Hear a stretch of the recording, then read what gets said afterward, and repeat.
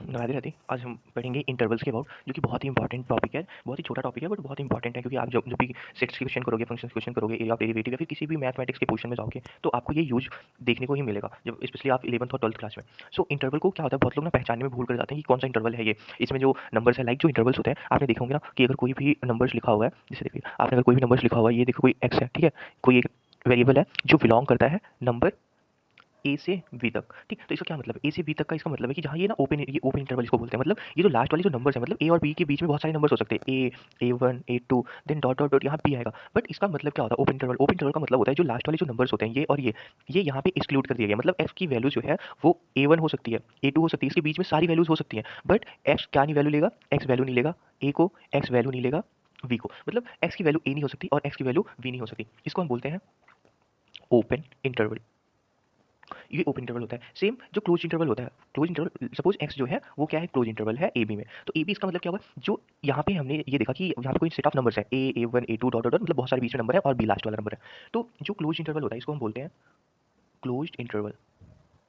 Okay, so close interval में क्या होता है, जो बीच के नंबर है वो एक्स तो वैल्यू लेगा, साथ ही साथ जो लास्ट वाले जो कॉर्नर वाले वैल्यूज है ए और बी, उसकी भी वैल्यू एक्स लेगा। मतलब एक्स जो वैल्यू ले सकता है वो A1 A2 A3 dot dot जो भी इसके बीच में वैल्यूज हैं वो तो लेगा ही लेगा, उसके साथ एक्स जो है ये वाली वैल्यू और ये वाली वैल्यू भी लेगा। मतलब एक्स जो है, एक्स की वैल्यू ए के बराबर भी हो सकती है और एक्स की वैल्यू बी के बराबर भी हो सकती है।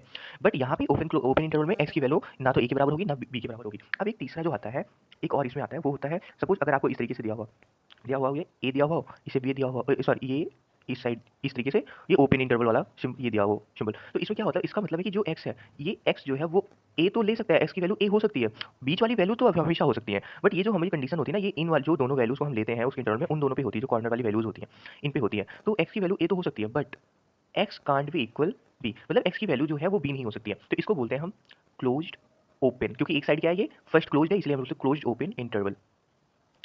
और एक होता है इसके बाद, एक होता है एक्स बिलोंग्स टू, मान लीजिए इधर ओपन साइन लगा हुआ है और ये बी इधर क्लोज्ड है, तो सेम इसका इसको बोलते हैं हम क्या, क्योंकि ये ओपन है फर्स्ट ए के साइड पे, तो इसको बोलते हैं ओपन। और दूसरी साइड क्या है, क्लोज, ये है इंटरवल, ओपन क्लोज इंटरवल। यहाँ पे क्या है, एक्स जो है, एक्स की वैल्यू ए नहीं हो सकती, बट एक्स क्या है, एक्स की वैल्यू बी हो सकती है, और इसके बीच में जो भी वैल्यू है वो एक्स तो ले सकता है।